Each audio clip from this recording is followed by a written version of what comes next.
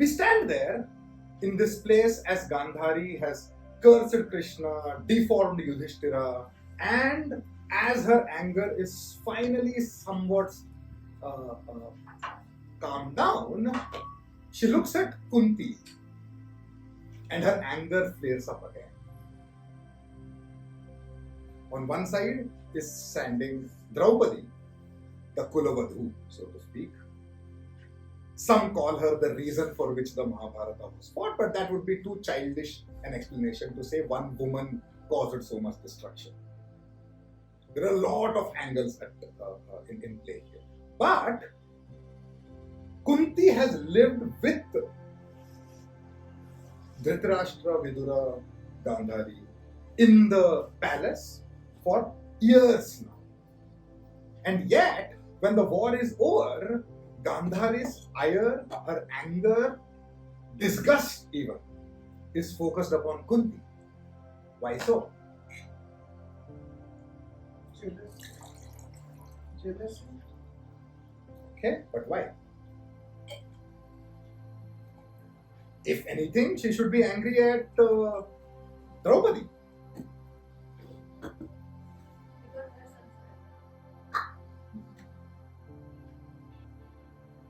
Gandhari lost all 100 sons.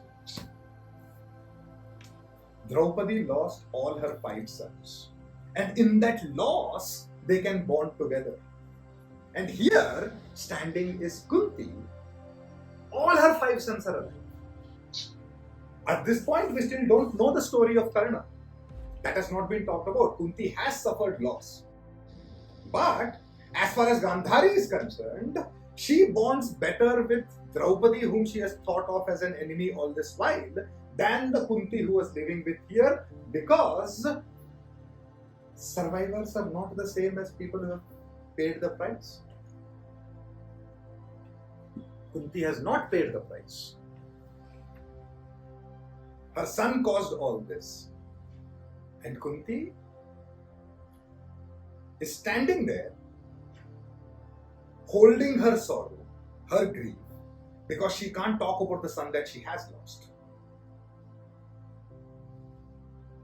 And Gandhari and Draupadi are bonding here over their shared death of children event.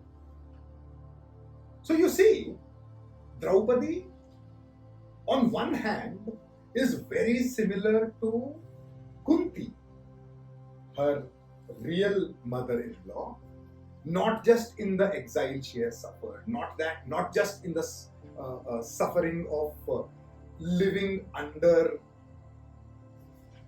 fear of death is concerned. There is one more aspect that binds these two together. Like Draupadi had 5 husbands or 5 mates, so did Kunti. She started with Surya, then Dharma, then Maruta or Vayu, and then Indra. And the 5th one was Pandu himself. So, in the extent of having 5 mates, there is an equality to be found in Kunti and Draupadi, and in losing all her children, there is equality to be found in her and Gandhari, and it makes you wonder. You define the 5 mates whichever way you want. Was it a matter of suffering? Was it a matter of pleasure? That is independent of our understanding. But she suffered through everything that all other women have suffered. You look at Sita from Treta Yuga, for no mistake of her, following her husband or husbands to exile, Draupadi has been through that. Being abducted by a king who thought she was beautiful and should be carried away, just like Sita, Draupadi was carried away by Jayadratha. Right? And as we dig deeper into Draupadi's life, you start seeing she pretty much symbolizes all kinds of uh, good and bad things both a woman might go through. Which is interesting because we don't even know what Draupadi's name is. What is her name? We know Sita. Sita was also called Vaidehi. That's fine. But what is Draupadi's real name even? She's called Draupadi because she's daughter of Drupada. She's called Panchali because she comes from the kingdom of Pancha. She's also called Krishna because she was dark-skinned, tending towards black even. And it's interesting that this has happened in a society that we live in because she was considered the most beautiful, because she was the blackest, right? No one came close to how black she was, and therefore no one came close to how beautiful she was.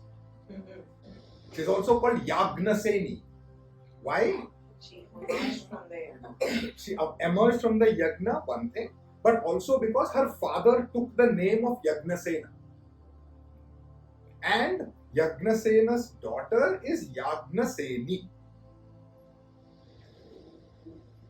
Wherever you look for women's name, there is no identity. Their identity is either connected to the place of their birth or the name of their father.